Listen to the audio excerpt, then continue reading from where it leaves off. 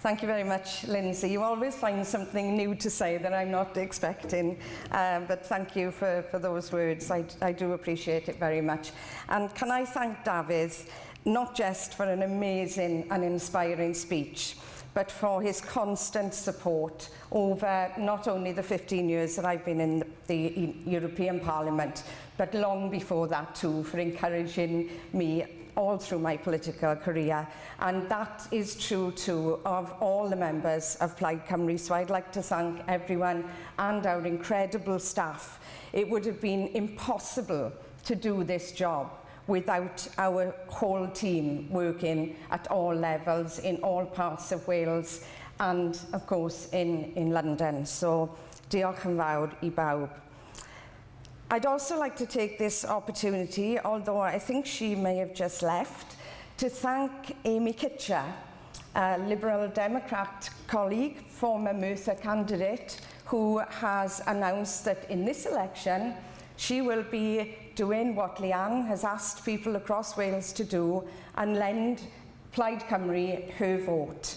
She knows that if we want a radical, progressive voice for Wales in the European Parliament, that's the only option. And another former Liberal Democrat, Mark Young, from the North, has made a statement today saying that he will do the same. So we welcome that very much. We appreciate their support, and we hope that that will be the start of much wider support coming to Plaid Cymru in this election, because we know how stark the choices are before us. David crystallised everything that we believe about Europe.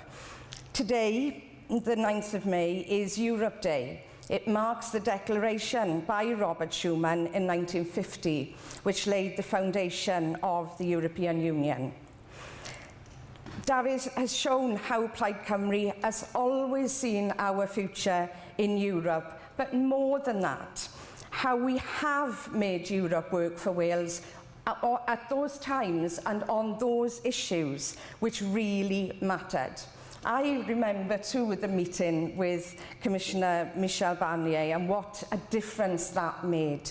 And what I've discovered as well in my work is that the Commission wants to work with Wales. They want to work with us. They know that we see Europe in a positive way. They want to help Wales. In a meeting I had at the end of last year with some Commission officials, just after discovering that Wales had been completely left off the transport map, I had a meeting with them. Not only did I learn that they had included the main lines in Wales on the original map, and it was the UK government that insisted that they were deleted, but more than that, they were saying that they were pushing 10 years ago for the railways in Wales to be electrified, and they couldn't believe that it still hadn't been done. So we have to work with them, and that's what the Welsh Government has failed to do. They don't work directly with the Commission like Catalonia and the Basque Country and others do, and that's what we have to do on behalf of Wales, and that's what I will do now. I'd like to briefly answer the question that Stefan raised, because it's a major issue now within Europe. Our policy for a Europe of the regions and historic nations has been Plaid policy for many, many years. And what we are seeing now is academics and other politicians coming forward with a very similar policy. What we wanted was a directly elected first chamber of the European Parliament, as we have now, and a second chamber of the Parliament in which the regions and nations were represented, where their governments were represented. So a bicameral legislative chamber. So there wouldn't be a Council of Ministers, it would be democratic.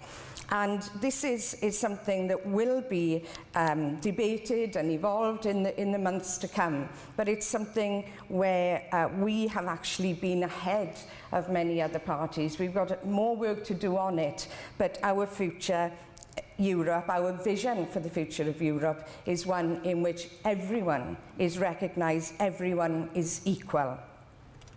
This is a vital election for Wales.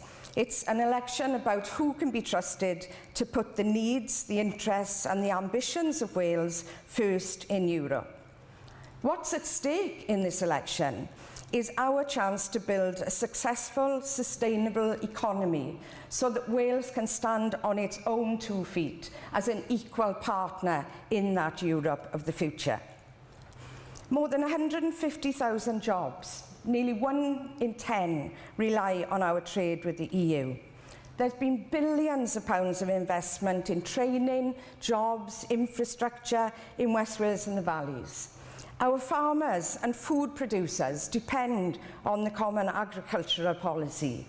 We can't put all that at risk.